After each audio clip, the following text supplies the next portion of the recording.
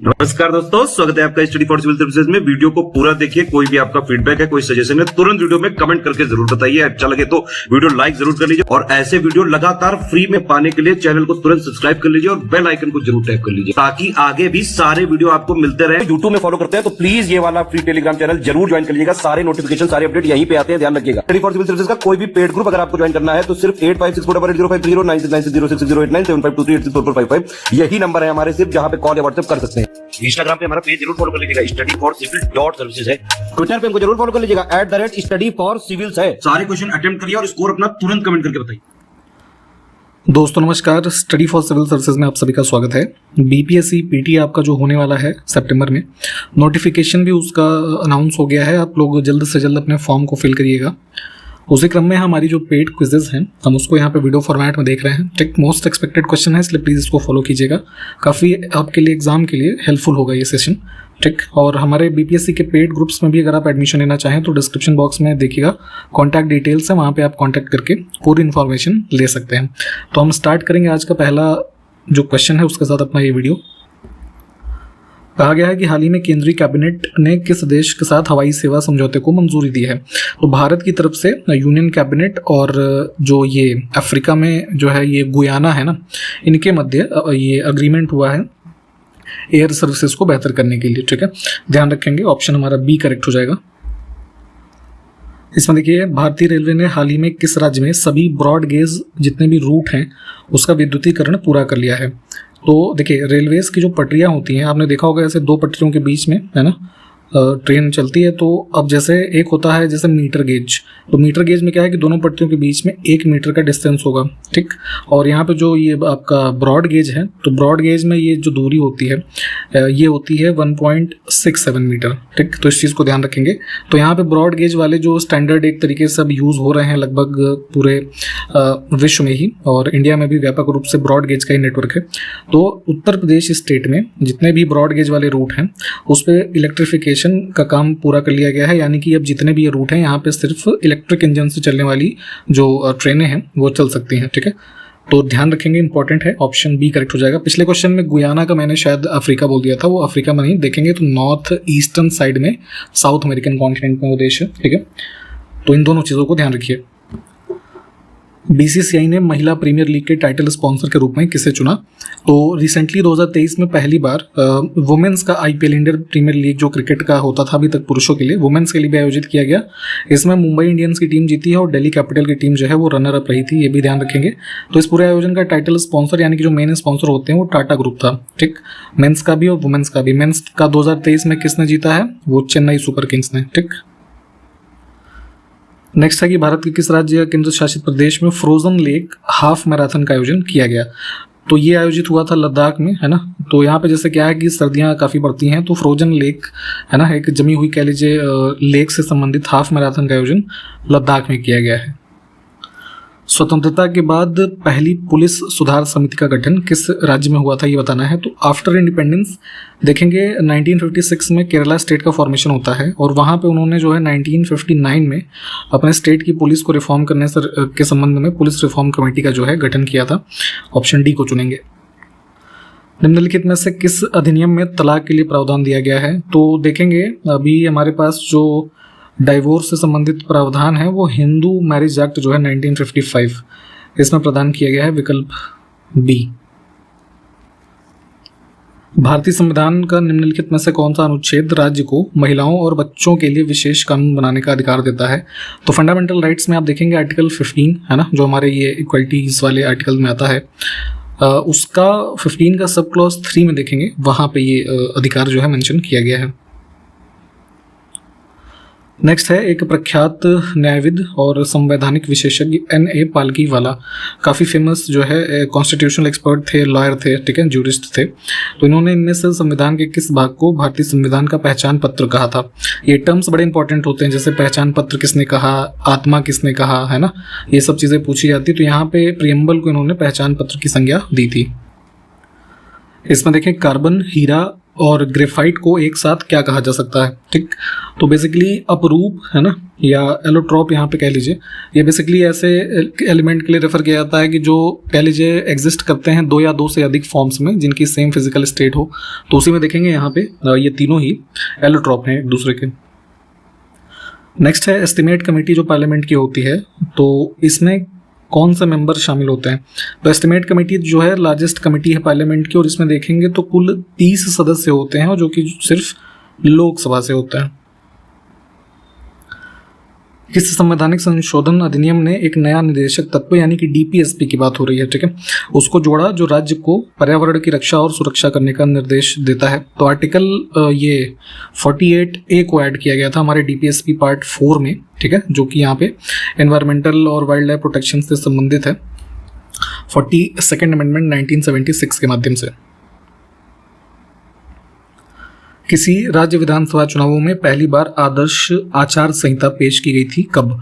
तो देखते होंगे आप, जैसे इलेक्शन जब अनाउंस होता है तो इलेक्शन कमीशन जिस दिन इलेक्शन अनाउंस करता है तब से ही मॉडल कोड ऑफ कंडक्ट जो है लागू हो जाता है, जिसमें कई सारी एक्टिविटीज़ प्रोहिबिट होती हैं पॉलिटिकल पार्टीज या पॉलिटिशियंस के माध्यम से, ठीक। तो सबसे पहले इलेक्शन कमीशन ने इसको इंट्रोड्यूस किया था अराउंड 1960 में केरला में।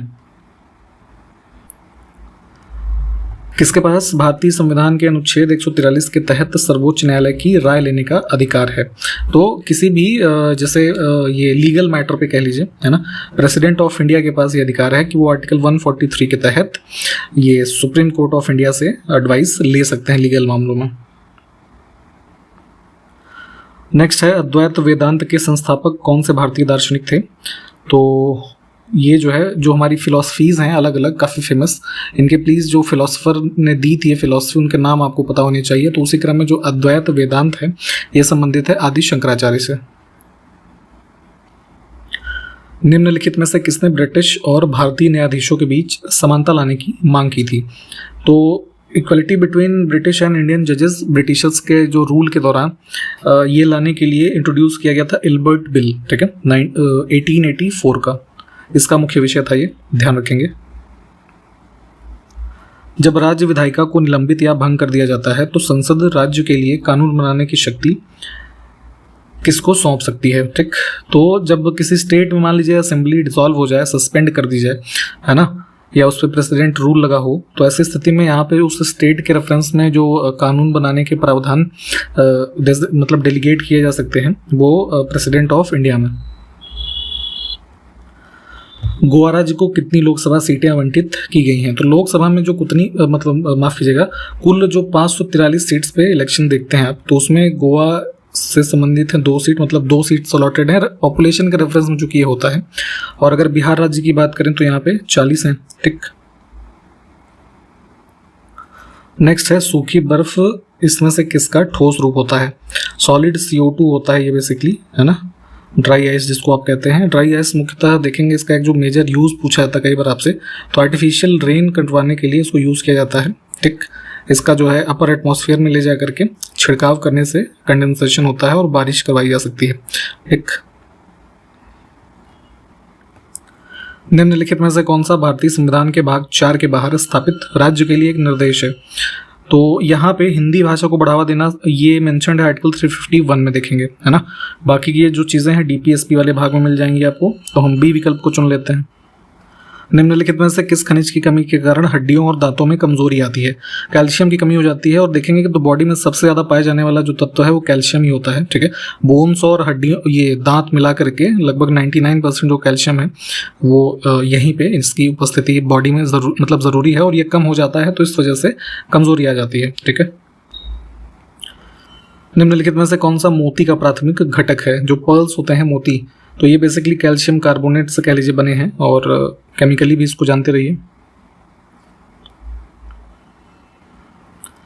भारत में एक संगठन के रूप में हिंदू महासभा, जो कि एक हिंदू संगठन के मतलब वही है कुल मिला के, थोड़ा हिंदू संगठन के रूप में हिंदू महासभा की फॉर्मेशन का आपको वर्ष इसमें बताना है। तो basically Indian national Congress freedom struggle time period पे सबसे बड़ी पॉलिटिकल पार्टी कह लीजिए इमर्ज हुई, तो उसी में अराउंड 1915 में मदन मोहन मालवीय के द्वारा उससे अलग होकर के यहाँ पे एक अखिल भारतीय हिंदू महासभा जो है इसकी स्थापना की गई थी। निम्नलिखित में से कौन सा रोग मानव खुजली, मतलब जो ये हमारी इचिंग की डिजीज होती है ना बॉडी में स्किन से संबंधित, तो घुन के कारण होती है ना। माइट एक प्रकार का जीव होता है ये, तो ये बेसिकली स्केबीज नाम की एक बीमारी होती है, स्किन डिजीज, तो वो है। इसमें काफ़ी खुजली होगी आपको और है ना, तो यहाँ पे ये माइट के कारण होती है, ऑप्शन डी। इसमें देखें किसको कोशिका की ऊर्जा मुद्रा के रूप में जाना जाता है, energy currency of the cell.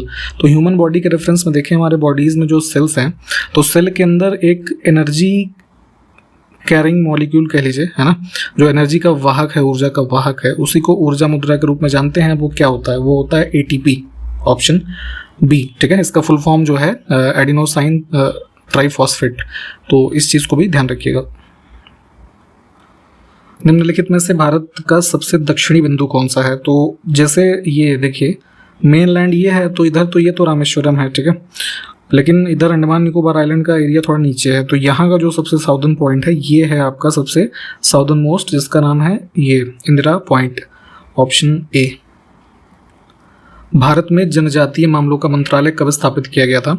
तो मिनिस्ट्री ऑफ सोशल जस्टिस और एम्पावरमेंट जो है उससे अलग करके, उसी का पहले ये ट्राइबल अफेयर्स विभाग था, 1999 में एक स्वतंत्र रूप से अलग मंत्रालय केंद्र सरकार में इसको बनाया गया है। ये एक इंपॉर्टेंट क्वेश्चन है। देखिए महिलाओं से संबंधित कोई भी चीज़ पहली बार हो और स्पेशली वो भारतीय महिला हो तो काफ़ी इंपॉर्टेंट एक्सपेक्टेड होता है वो प्रीलिम्स जैसे एग्जामिनेशंस में पूछा जाने के लिए। T20 इंटरनेशनल क्रिकेट में 100 विकेट लेने वाली भारत की पहली गेंदबाज कौन बनी है? ठीक है, तो फीमेल क्रिकेटर दीप्ति शर्मा। प्रधानमंत्री नरेंद्र मोदी ने किस राज्य में जल जन अभियान का वर्चुअली उद्घाटन किया? तो बेसिकली वाटर कंजर्वेशन के रेफरेंस में एक सिरोही जिला है राजस्थान में, ठीक है, वहाँ के इवेंट को संबोधित करते हुए इस अभियान का स्टार्ट किया था इन्होंने। इसमें देखिए इसमें से किस यंत्र का उपयोग शरीर के भीतर मुख्य रूप से हृदय या फेफड़ों में उत्पन्न होने वाली ध्वनियों को सुनने के लिए उपयोग किया जाने वाला एक चिकित्सा उपकरण है? तो स्टेथोस्कोप की बात हो रही है। यहाँ पे आपने देखा होगा कि यहाँ पे हार्ट बीट वगैरह मेजर करने के लिए कई सारी मेडिकल कंडीशंस में डॉक्टर्स के द्वारा इसका उपयोग किया जा सकता है। नेक्स्ट है कि द्रव और गैस कभी इसमें से कौन सा गुण या प्रॉपर्टी नहीं शो करेंगे? तो सॉलिड्स में मैग्नेटिक प्रॉपर्टी जो दिखती है ना, ये लौ चुंबकीय गुण, वो कभी भी लिक्विड या गैसेस में नहीं दिखती। ये आप शायद प्रैक्टिकल भी आपने कभी ना कभी किया होगा इन चीज़ों का, तो आप जानते होंगे, ठीक।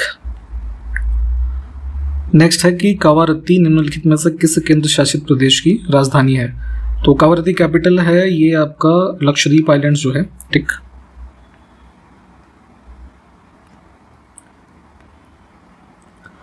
इसमें देखिए उत्सर्जन के लिए शुंडी का ग्रंथि कह लीजिए, इसको इंग्लिश में प्रोबोसिस ग्लैंड भी कहा जाता है। निम्नलिखित में से किस संघ या जिसको इंग्लिश में आप फाइलम कहते हैं उसके जीवों में उपस्थित होती है? तो जीवों के रेफरेंस में जो हम अलग अलग फाइलम पढ़ते हैं, ठीक है, जैसे हर्मिकॉर्डेटा, मोलस्का, पॉरीफेरा, ये सब है ना, तो यहाँ पे इसके कुछ जीवों के एग्जाम्पल होते हैं, है ना, इसकी लिस्टिंग आप पढ़ लीजिएगा एक बार, बेसिक लेवल पे पूछ लिया जाता है कभी कभी ये सब क्वेश्चन। तो उसी में एक्सक्रीशन से बॉडी में जो हमारे जो कह लीजिए एक्सक्रीट करने का मटीरियल है किसी भी जीव में, तो उसको करने के लिए यहाँ पे प्रोबोसिस ग्लैंड पाया जाता है हेमिकॉर्डेटा जैसे जीवों में, ठीक। और ये कहाँ पे पाए जाते हैं? तो जो डीप हमारे ये मरीन एरियाज हैं, है ना, वहाँ पाए जाने वाले जो जीव हैं, ठीक, उसमें ये ऑर्गन पाया जाता है, तो इसको ध्यान रखेंगे। भारतीय संविधान के अनुसार लोकसभा में सदस्यों की कुल संख्या किससे अधिक नहीं हो सकती है? तो कॉन्स्टिट्यूशनल प्रोविजन में देखेंगे जो लास्ट हमारा आंकड़ा निर्धारित किया गया है उसमें कुल केंद्र शासित प्रदेशों की संख्या, राज्यों की संख्या, व नॉमिनेटेड जो मेंबर पहले 2 लोग होते थे एंग्लो इंडियन, उनको मिलाकर के संख्या जो बताई गई थी 552, ठीक। लेकिन अभी इसमें 543 के रेफरेंस में आप डेटा पढ़ते होंगे, और अभी नेक्स्ट ईयर 2026 में शायद नेक्स्ट टाइम ये अभी जो है रिवाइव होगा फिर से ये स्ट्रक्चरिंग पॉपुलेशन के आधार पे। तो फिलहाल मैक्सिमम जो स्ट्रेंथ हो सकती है वो 552 है, इसको ध्यान रखना है। इस क्वेश्चन को देखने से पहले एक छोटा सा करेक्शन हम बता देते हैं आपको। 2021 में जो एंग्लो इंडियंस हमारे ये लोकसभा में अपॉइंट किए जाते थे, नॉमिनेट किए जाते थे, मतलब उनका प्रोविज़न समाप्त कर दिया गया है, ठीक है। अब उनकी अपॉइंटमेंट नहीं होती है। तो ऐसी स्थिति में अब एक चीज़ आप ये ध्यान रखिएगा कि हमारे जो यहाँ पे जो पूछा गया है कि मैक्सिमम संख्या कितनी हो सकती है ना लोकसभा में, तो अब 550 ही मानिएगा, है ना। यहाँ पे 552 दिया गया है, इसको थोड़ा करेक्ट कर लेंगे हम, 550 जो है मैक्सिमम। इसके रेफरेंस में आप एक ऑथेंटिक सोर्स में आपको बताता हूँ, लोकसभा की साइट खोल लीजिएगा, ठीक है। वहाँ पे देखेंगे आपको डेटा मिल जाएगा नया वाला 550 ही वहाँ पे भी लिखा है, ठीक। तो पेपर में फिलहाल 550 मार्क कीजिएगा हमारे हिसाब से, अगर आपसे एग्जामिनेशन में पूछा जाता है। आयोग क्या मानेगा वो उस पर डिपेंड करेगा, बट जो नया आंकड़ा है वो 550 का है। इसमें देखें भारत में राष्ट्रीय अंगदान दिवस कब मनाया जाता है, तो ये हमारा है 27 नवंबर की डेट, ऑप्शन बी वाला जो है ये करेक्ट होगा।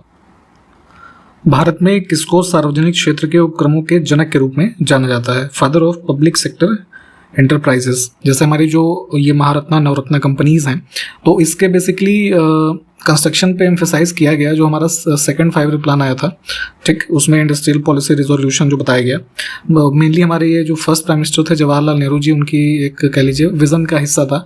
आगे उनके बाद भी इसको कैरी फॉरवर्ड किया गया था डॉक्टर वी कृष्णमूर्ति के द्वारा, ठीक। तो यहाँ पे इनको पब्लिक सेक्टर एंटरप्राइजेस का फादर के नाम से जानते हैं। देखिए छाऊ नृत्य बहुत फेमस है, तो मयूरभंज छाऊ किस राज्य से संबंधित है, तो ओडिशा स्टेट में ये जगह का भी नाम है और ओडिशा में ही परफॉर्म किया जाता है। गारो खासी रेंज इसमें से किस भारतीय राज्य में स्थित है, तो हिमालयन रेंजेस के भाग के रूप में आप देखेंगे मेघालय स्टेट में गारो खासी जयंतिया ये सब जो हिल्स हैं पाई जाती हैं। भूकंप के दौरान सतह पर पहुंचने वाली तरंगों को कौन सा यंत्र रिकॉर्ड करता है, तो देखते हैं जो भूकंपीय हमारी तरंगे हैं, आप देखते हैं कि उसको रिक्टर स्केल के पैमाने पे जो है बताया जाता है कि इतने रिक्टर का जो है भूकंप आया, और इसको मापने वाला जो यंत्र है वो सिस्मोग्राफ होता है, ऑप्शन बी। मोतीलाल नेहरू अध्यक्ष के रूप में और 8 अन्य कांग्रेस के नेताओं ने किस वर्ष भारत के लिए एक संविधान का मसौदा तैयार किया था, तो नेहरू रिपोर्ट के रूप में काफ़ी फेमस है। मोतीलाल नेहरू जो है अध्यक्ष थे और जो है ऑल पार्टी कॉन्फ्रेंस थी एक, ठीक है। तो उन्होंने यहाँ पे एक संविधान जो भारत के लिए कैसा हो उस समय, वो एक ड्राफ्ट उसका जो है ब्रिटिशर्स के जो है शासन के दौरान इसको प्रस्तुत किया था।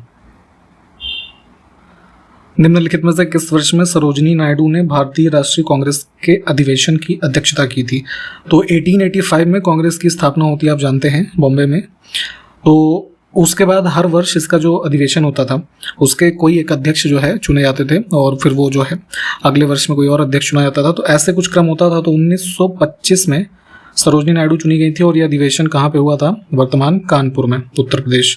तो यहाँ पे 1925 है नहीं, तो ई विकल्प को चुनेंगे, नन ऑफ द एबव वाला।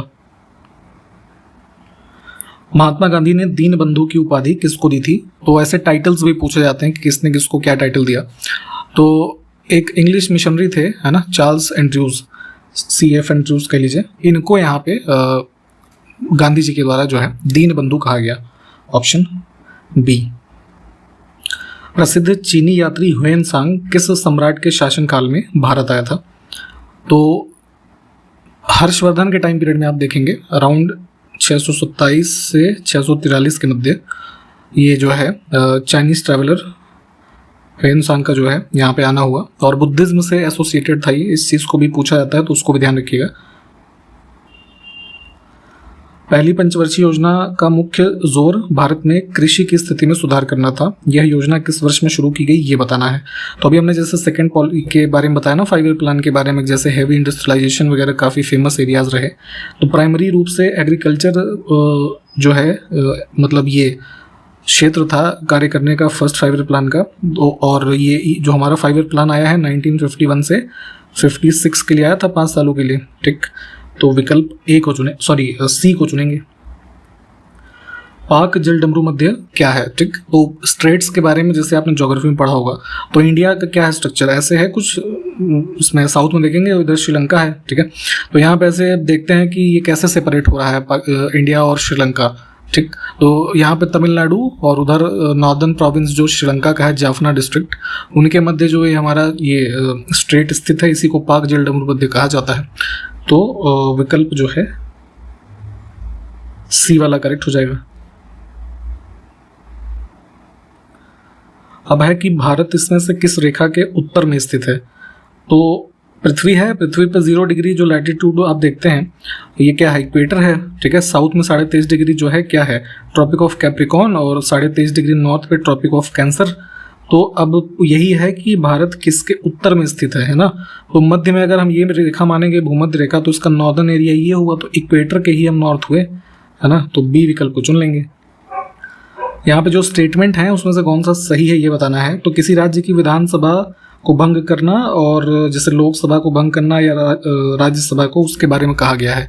तो सही वाला ये है कि किसी राज्य की विधानसभा जो है उसको भंग करने का अधिकार उस राज्य के राज्यपाल को है, ठीक है। जब उन्हें लगे कि वहाँ पे कॉन्स्टिट्यूशनल मशीनरी जो है, स्टेट मशीनरी चल नहीं पा रही है सरकार, तो ऐसी स्थिति में उनके पास ये अधिकार है। बाकी विधान परिषद को भंग करने का अधिकार उपराष्ट्रपति को नहीं है, क्योंकि वो सतत सदन होता है, ये मतलब उसका भंग नहीं कर सकते आप उसको। लोकसभा को भंग करने का अधिकार राष्ट्रपति के पास होगा, और राज्यसभा भी जो है हमारा परमानेंट हाउस है, तो ये भी नहीं हो पाएगा, ठीक।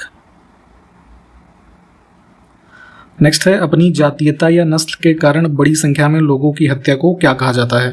तो किसी एक ही जाति के बहुत सारे लोग या एक ही नस्ल से संबंधित बहुत सारे लोगों का जब कलेक्टिवली कह लीजिए हत्या की जाए, तो ऐसी स्थिति को नरसंहार यानी कि जेनोसाइड कहा जाता है। नेक्स्ट है, भारतीय संविधान का अनुच्छेद 368 इनमें से किस विषय से संबंधित है। हमारे जितने भाग हैं उसमें अलग अलग प्रावधान दिए गए हैं। तो 368 भाग 20 में आप देखेंगे संविधान में संशोधन की जो प्रक्रिया और विधियां दी गई हैं 3 प्रकार की, उससे संबंधित है, ठीक। बॉम्बे यानी कि वर्तमान जो मुंबई है कह लीजिए, उसमें पहली सूती कपड़ा मिल की स्थापना किस वर्ष में की गई थी। तो यहाँ पे जुलाई 1854 में, ऑप्शन सी जो है, एक Bombay spinning and weaving company नाम से एस्टैब्लिशमेंट किया गया। ये C.N. डावर करके व्यक्ति थे, ठीक, उनके द्वारा। ऑप्शन हम इसमें से सी को चुनेंगे। नेक्स्ट है, तलाजा गुफाएं किस राज्य में स्थित हैं ये बताना है। तो रॉक कट केव्स हैं, इसमें 30 केव्स हैं कुल, एक कलेक्शन है 30 केव्स का। इसमें आपका जो है भावनगर जो है डिस्ट्रिक्ट गुजरात में, ठीक, इससे आपका जैन और बुद्धिस्ट कल्चर से मिलती जुलती केव्स हैं ये। निम्नलिखित में से कौन सा समाचार पत्र राजा राम मोहन राय के द्वारा शुरू किया गया। तो धार्मिक सुधार आंदोलन वगैरह जब आप पढ़ेंगे तो काफ़ी फेमस नाम है ये इनका, और इन्होंने संवाद कौमुदी जो है इसको स्टार्ट किया था।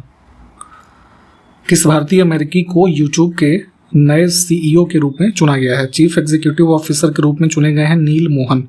भारतीय ओरिजिन के जो है US नागरिक हैं, और यूट्यूब को आप जानते ही होंगे कि गूगल की एक जो है वीडियो स्ट्रीमिंग कंपनी है। निम्नलिखित में से किस देश को संयुक्त राष्ट्र सामाजिक विकास आयोग के 62वें सत्र के अध्यक्ष के रूप में चुना गया है।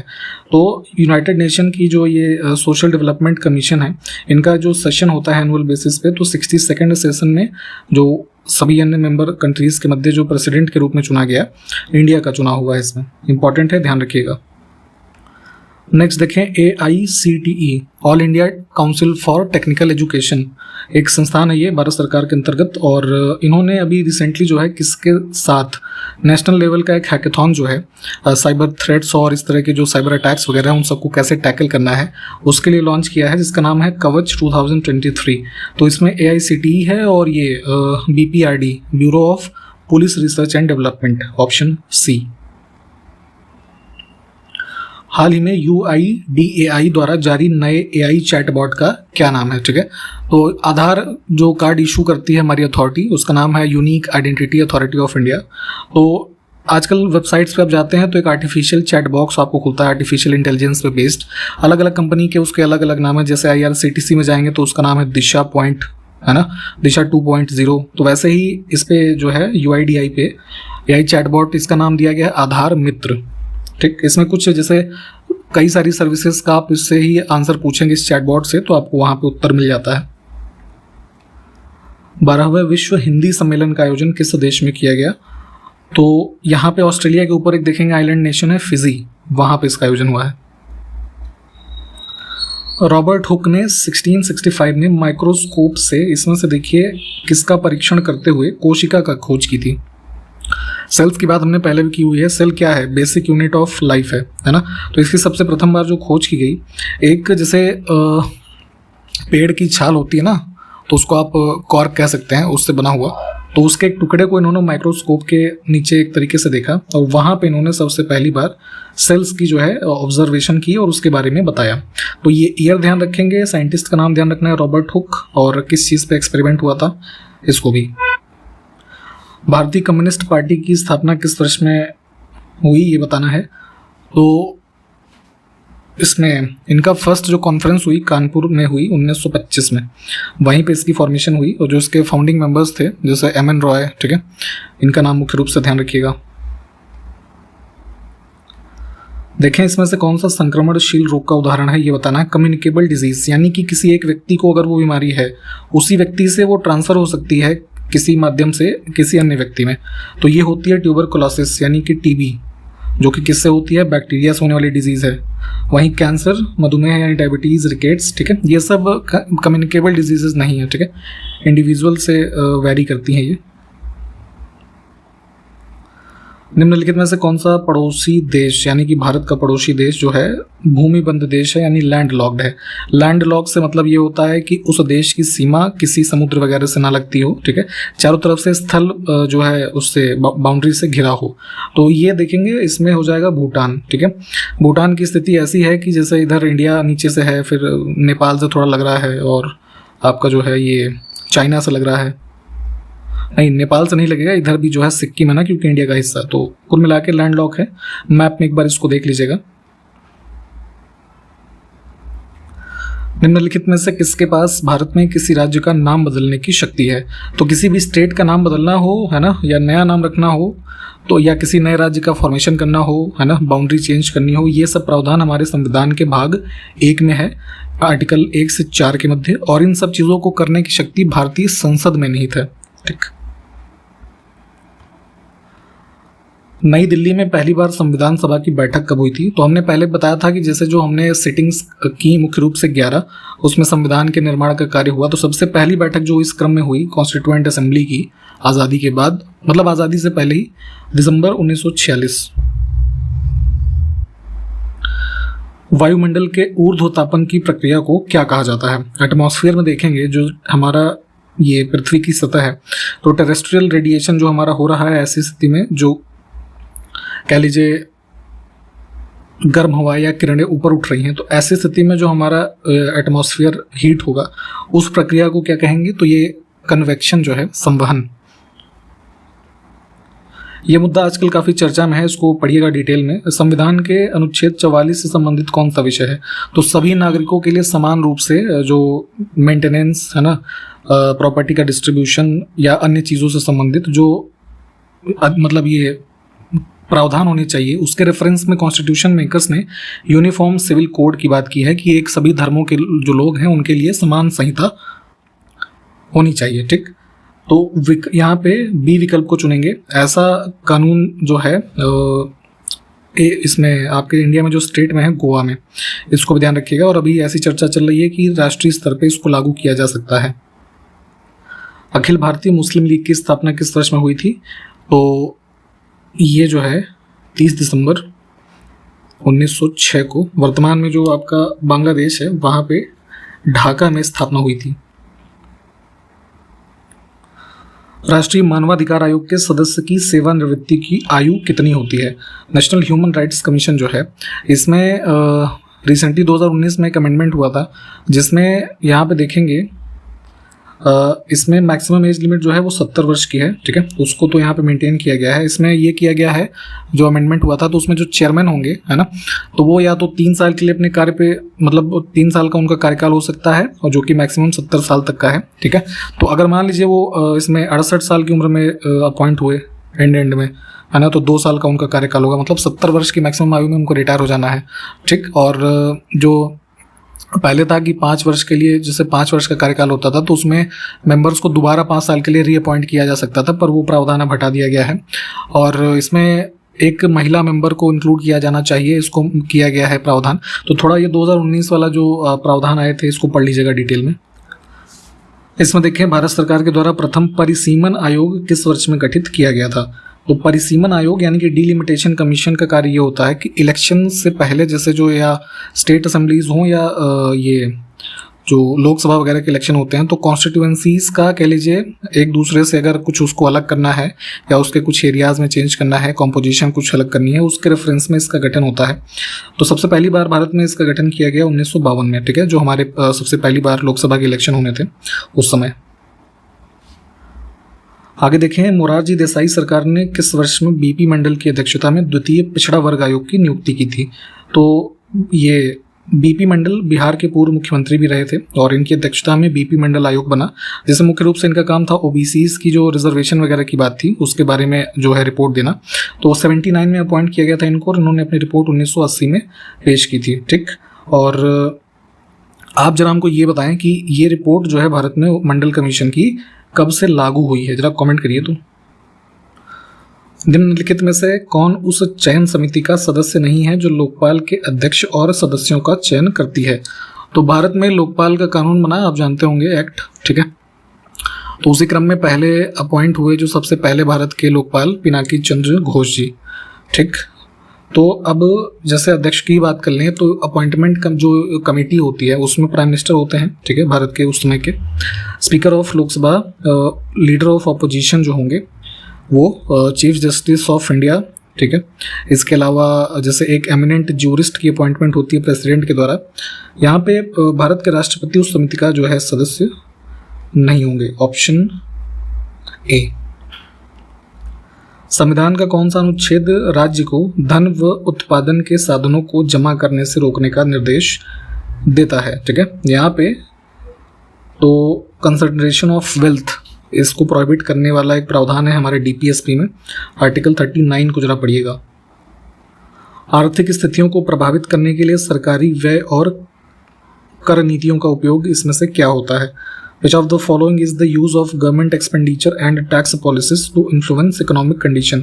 तो देश में जो भी सरकारी ये नीति होती है उसको फिस्कल पॉलिसी के नाम से आप जानते हैं। ठीक है, जो गवर्नमेंट एक्सपेंडिचर करती है ना, तो ऑप्शन सी को चुनेंगे। मॉनेटरी पॉलिसी से कंफ्यूज मत होइएगा, वो आरबीआई से संबंधित है। ठीक है, जिसमें एक मॉनेटरी पॉलिसी कमेटी अलग से है, वो इसके फॉर्मुलेशन से संबंधित है। तो यहाँ पे फिलहाल सी को चुनेंगे। नेक्स्ट है कि काबिनी नदी इसमें से किस नदी की एक महत्वपूर्ण सहायक नदी है? तो ये जो है इसमें साउदर्न इंडिया में देखेंगे कावेरी की सहायक है, ऑप्शन बी। सांची में स्थित बौद्ध विहार को विशाल स्तूप भी कहा जाता है। यह भारत में सर्वाधिक प्रसिद्ध बौद्ध स्मारकों में से एक है जो इसमें से किस जिले के सांची शहर में स्थित है? ठीक, तो सांची टाउन कहाँ पे है? रायसेन डिस्ट्रिक्ट में है ना, ऑप्शन बी।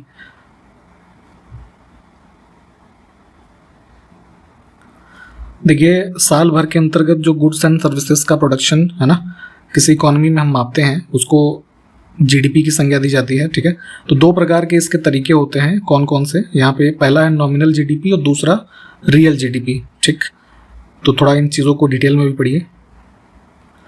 निम्नलिखित में से कौन सी प्रायद्वीपीय भारत की पश्चिम की ओर बहने वाली सबसे बड़ी नदी है? तो वेस्ट फ्लोइंग रिवर देखेंगे, जैसे ये है आपकी नर्मदा। ठीक है, लगभग इसकी जो है 1300 प्लस किलोमीटर की लेंथ है। ठीक, इसको ध्यान रखेंगे।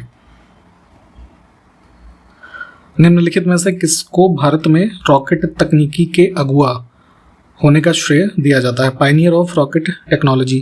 तो हालांकि पूरी तरीके से नहीं, लेकिन कुछ हद तक अपने युद्धों में रॉकेट टेक्नोलॉजी को यूज़ करने का श्रेय जाता है टीपू सुल्तान को।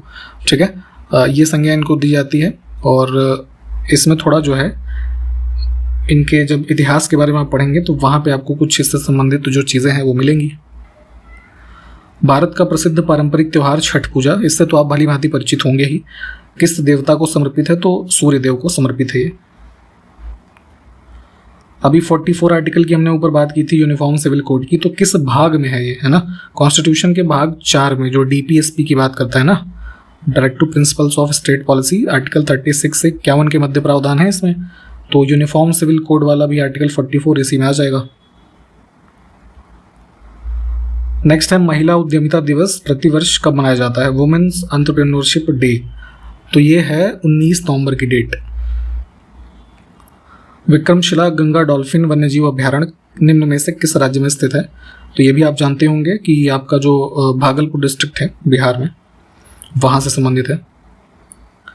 किस संस्थान ने एक व्यापक स्वनिगरानी ढांचा जिसका नाम है ATL सारथी इसको लॉन्च किया है? तो नीति आयोग के द्वारा अटल ये टिंकरिंग लैब्स को स्टार्ट किया गया था, ठीक है, भारत में स्कूल्स के रेफरेंस में। तो उसी को यहाँ पे और स्ट्रेंथन करने के लिए अटल इनोवेशन मिशन के अंतर्गत रिसेंटली जो है ATL सारथी जो एक कह लीजिए सेल्फ मॉनिटरिंग फ्रेमवर्क है, इसको भी शुरू किया गया है नीति आयोग के द्वारा ही। Semi high speed Vande Bharat express train चलाने वाली पहली महिला लोको पायलट कौन है? तो भारत में वंदे भारत ट्रेन इस समय काफ़ी ज़्यादा संख्या में धीरे धीरे चलाई जाने लगी है। रिसेंटली भी जो है प्रधानमंत्री ने कुछ ये बिहार वाली भी जो वंदे भारत है उसको भी स्टार्ट किया है, ठीक। तो उसी क्रम में यहाँ पे जो पहली लोको पायलट महिला बनी है ना, ये काफ़ी एक्सपेक्टेड रहेगा ये क्वेश्चन। तो ये थी, ये आपका जो है सुरेखा यादव नाम है, ठीक है।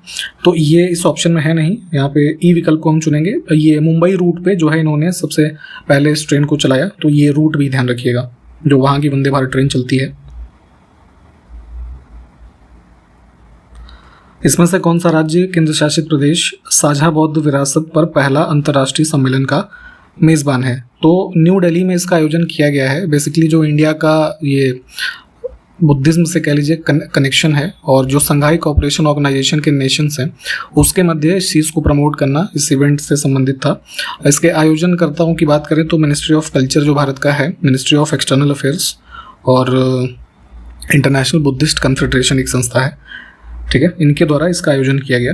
तो ए विकल्प को चुनेंगे, ठीक। तो यहाँ पे इसी प्रश्न के साथ इस वीडियो को भी हम समाप्त करेंगे। सारे क्वेश्चंस को प्लीज़ देख लीजिए और जो क्वेश्चंस बताए गए हैं डिटेल में पढ़ने के लिए स्पेशली उनको पढ़िएगा। मैप वाली चीज़ें मैप में भी देखनी ज़रूरी है और इसको कंटिन्यू करेंगे हम आगे अगले वीडियो में। तब तक के लिए नमस्कार, जय हिंद।